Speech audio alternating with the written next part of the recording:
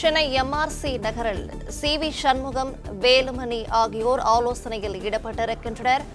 ஆலோசனையில் அதிமுக மாவட்ட செயலாளர்கள் பங்கேற்றிருக்கிறார்கள். 36 எம்எல்ஏக்கள் தாவேகாவுக்கு ஆதரவு நிலைப்பாட்டுடன் இருப்பதாக கூறப்படும் நிலையில் ஆலோசனை நடைபெற்று வருவதாக அண்மை தகவல் கிடைத்திருக்கிறது. சென்னை எம்ஆர்சி நகரில் சி.வி. சண்முகம், வேலுமணி ஆகியோர் ஆலோசனையில் ஈடுபட்டிருக்கிறார்கள். ஆலோசனையில் அதிமுக மாவட்ட செயலாளர்கள் பங்கேற்றிருக்கிறார்கள். 36 எம்எல்ஏக்கள் தாவேகாவுக்கு ஆதரவு நிலைப்பாட்டுடன் இருப்பதாக கூறப்படும் நிலையில் ஆலோசனையானது நடைபெற்று வருவதாக தகவல் கிடைத்திருக்கிறது. சட்டமன்ற அதிமுக குழு தலைவராக எஸ்.பி. வேலுமணியை தேர்வு செய்ய அதிமுக எம்எல்ஏக்கள் 36 பேர் ஆதரவு தெரிவிப்பதாக தகவல் கிடைத்திருக்கிறது. சென்னை எம்ஆர்சி நகரில் சி.வி. சண்முகம், வேலுமணி ஆகியோர் ஆலோசனையில் ஈடுபட்டிருக்கின்றனர். ஆலோசனையில் அதிமுக மாவட்ட செயலாளர்கள் பங்கேற்றிருக்கிறார்கள். 36 எம்எல்ஏக்கள் தாவேகாவிற்கு ஆதரவு நிலைப்பாட்டுடன் இருப்பதாக கூறப்படும் நிலையில் இந்த ஆலோசனையானது நடைபெற்று வருவதாக தகவல் கிடைத்திருக்கிறது.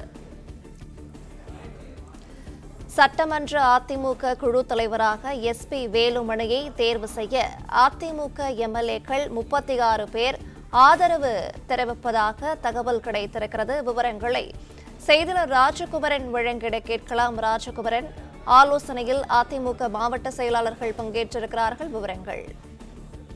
எடப்பாடி பழனிசாமி தலைமையில் நடைபெற்ற மாவட்ட செயலாளர்கள் கூட்டத்தில் திருச்சி உள்ளிட்ட பல மாவட்டங்களை சார்ந்த அந்த அதிமுக மாவட்ட செயலாளர்கள் பங்கேற்கவில்லை என்ற தகவல் கிடைத்திருக்கின்றது.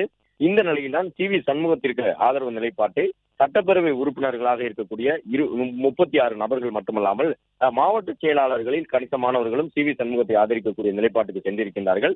எனவே இப்பொழுதைய நிலையிலே அதிமுகவிலே அதிகப்படியான நிர்வாகிகளாலும் சட்டப்பேரவை உறுப்பினர்களாலும் ஆதரிக்கப்படக்கூடிய நபராக சி.வி. சண்முகமும் அவர் வாயிலாக எஸ்.பி. வேலுமணியும் அடையாளம் காணப்பட்டிருக்கின்றார்கள்.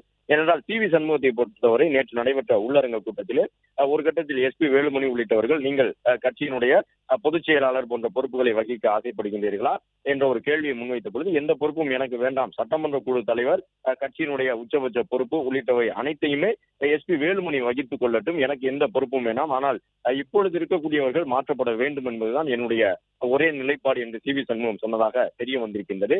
எனவேதான் எஸ்.பி. வேலுமணிக்கு ஆதரவாக அதிமுகவினுடைய சட்டமன்ற உறுப்பினர்களில் 36 பேர் ஒருமனதாக தற்பொழுது தங்களுடைய ஆதரவு கடிதத்தை வழங்கி இருக்கின்றார்கள். எனவே இதற்கு அடுத்த கட்டமாக என்ன நிலைப்பாட்டை அதிமுக எட்டப் போகின்றது? ஏனென்றால் ஒரு பக்கம் சட்டமன்ற உறுப்பினர்களிலும் கிட்டத்தட்ட 10 முதல் 12 நபர்கள் மட்டும்தான் எடப்பாடி பழனிசாமி அவர்களுடைய ஆதரவு நிலைப்பாட்டில் தொடர்ந்து கொண்டிருக்கின்றார்கள். மாவட்ட செயலாளர்களிலும் கணிசமானவர்கள் சி.வி. சண்முகம் மற்றும் எஸ்.பி. வேலுமணி எடுக்கக்கூடிய நிலைப்பாட்டிற்கு ஆதரவாக இருக்கின்றோம் என்ற ஒரு அறிவிப்பினை வெளியிட்டு நடைபெறக்கூடிய கூட்டங்களில் பங்கேற்றுக் கொண்டிருக்கின்றார்கள். எனவே இந்த நிலையில் அதிமுகவினுடைய பொதுச் செயலாளர் எடப்பாடி பழனிசாமி என்ன செய்ய போகின்றார்? எஸ்.பி. வேலுமணி தொடர்ந்து தனிப்பட்ட முறையில் ஆலோசனையில் ஈடுபட்டு வரக்கூடிய நிலையில் உட்கட்சி விவகாரங்களிலே அவர் என்ன நிலைப்பாட்டை எடுக்கப் போகின்றார்? சட்டப்பேரவையில் நடைபெறக்கூடிய வாக்கெடுப்பின் பொழுது அவர்கள் என்ன மாதிரியான நிலைப்பாட்டுக்கு செல்ல போகின்றார்கள் என்பது ஒரு பேசுபொருளாகி இருக்கின்றது. ஏனென்றால் 2 பங்கு உறுப்பினர்கள் எந்த கட்சியாக இருந்தாலும் ஒரு நிலைப்பாட்டை எடுக்கும் பொழுது சட்டப்பேரவையிலே அவர்கள் மீது எந்த நடவடிக்கையும் எடுக்க முடியாது.